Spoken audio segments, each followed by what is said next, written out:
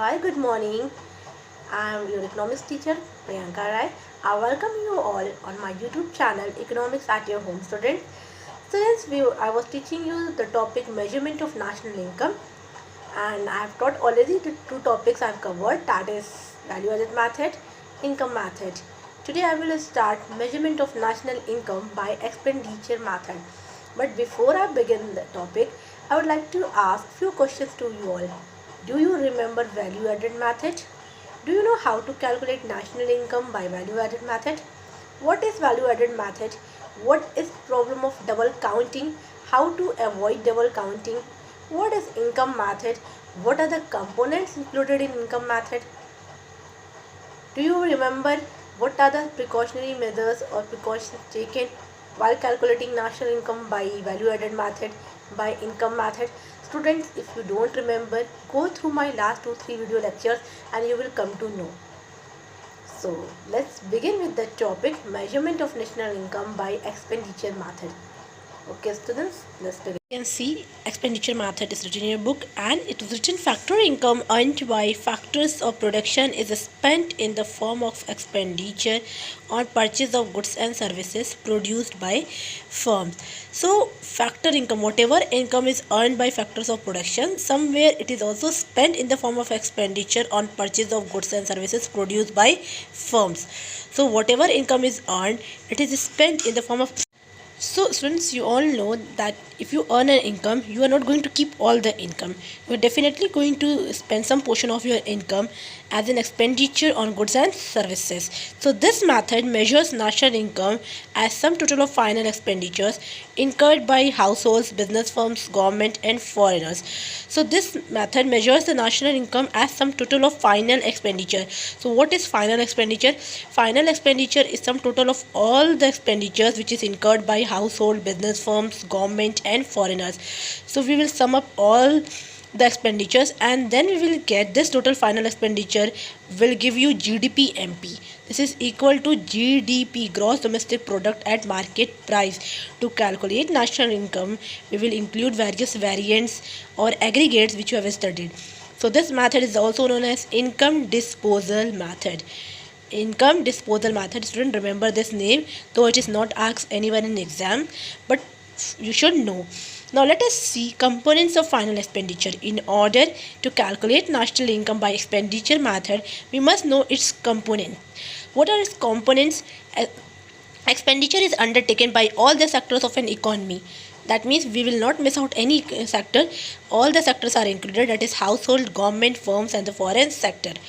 So the various components are at PFCE, that is private final consumption expenditure, GFCE, that is government final consumption expenditure, GDCF, gross domestic capital formation, net export. Now we'll see private final consumption expenditure will study further, government final consumption expenditure will study further, that what are these, and gross domestic capital formation is gross fixed capital formation plus inventory investment. So gross fixed capital formation plus inventory investment is equal to gross domestic capital formation. Net export is export minus import. So hope this much is clear to you all. These components. Private final consumption expenditure, it refers to the expenditure incurred by household and private non-profit institutions serving households on all types of consumer goods, that is durable except houses is not included, semi-durable goods, non-durable goods and services. That means that if any household or private non-profit institution is doing any kind of expenditure on various consumer goods, that is durable, semi-durable or services, so this is a part of private final consumption expenditure. So student, you just understand that whatever consumption is done by the household or any private non-profit institutions on any goods and services, that is part of private final consumption expenditure. Students, now we'll see government final consumption expenditure. Government final consumption expenditure, it refers to the expenditure incurred by general government on various administrative services like defense, law and order, education, etc. So whatever expenditure is incurred by the government on various government services or administrative services is a part of government final consumption expenditure. Okay, student. Generally in exam, the word private final consumption expenditure appears. It is not that you have to calculate private final consumption expenditure. Till now, CBSE has not asked to calculate private final consumption expenditure or government final consumption expenditure. The word, the value comes with the word private final consumption expenditure is equal to so and so. Government final consumption expenditure is equal to so and so.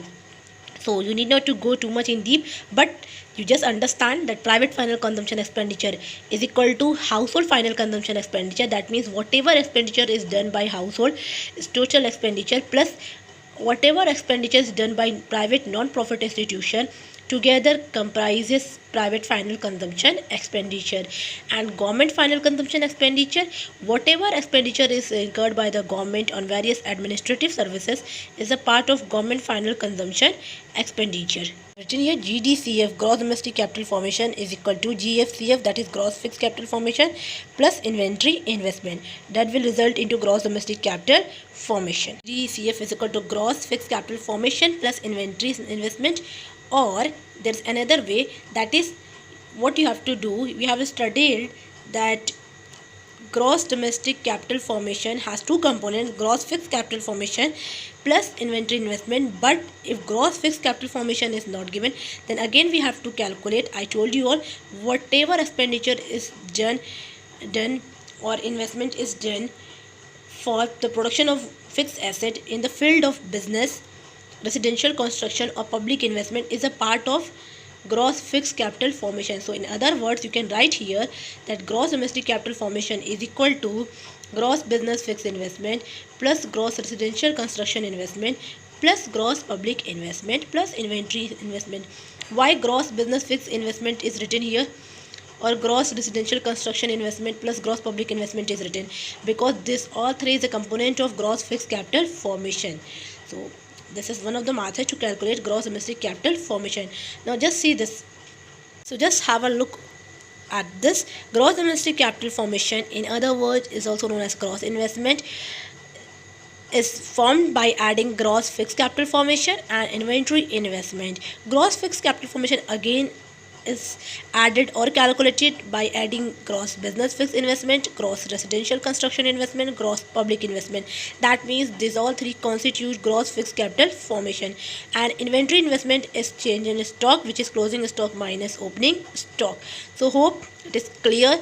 You all are aware of gross domestic capital formation component and you will remember it, how to calculate. And just remember a point, that any purchase of share and debentures, whether it is new or old, it never constitute or form gross domestic capital formation or gross investment. Though you are doing investment, you will think that it is an investment, but it is never included in gross fixed capital formation or gross domestic capital formation, because it may be investment for you, but for economy it is simply a transfer of purchasing power and not an investment. A company has just transferred its purchasing power, but it is not an investment for economy point of view. For you it is an investment, but for economy point of view it is not an investment, hence it is not included. Okay, now let us see the fourth component, net export. Net export, you all know the difference between export and import of a country. Now I need not to tell you what is export, what is import. You all are aware of this term. It is not a new term for you all. So hope you can calculate national income by income method, but there are certain steps, there are certain precautionary measures which we will understand. Let us revise, or let us just have a quick review what you have studied right now. That is private final consumption expenditure plus government final consumption expenditure plus gross domestic capital formation plus net export is equal to expenditure method. So this all four components are included in order to derive national income by expenditure method. Students, how to calculate expenditure method? It's now very easy for you all. It's quite easy to calculate national income by expenditure method now, because you are aware of all the components. Private final consumption expenditure, hope you have understood, plus government final consumption expenditure, hope you have understood, plus gross domestic capital formation, which is a part of gross fixed capital formation, plus inventory investment, plus net export. So these all constitute or form GDP-MP. After adding all this, you will get GDP-MP. You will not get national income directly.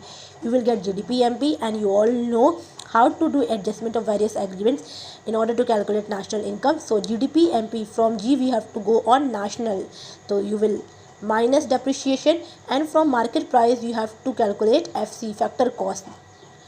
Okay, so for that you will minus net indirect tax, and GTV from domestic you have to go on and national. So for this you will, what you will do, domestic to national you have to go, you will add domestic income to national income, you will add NFYA, net factor income from abroad. So these various aggregate or variants is quite clear to you all. So it is very easy, student, now to calculate national income if you have arrived at GDP MP. So hope the step is clear to you all. Now you will be able to calculate national income by using expenditure method.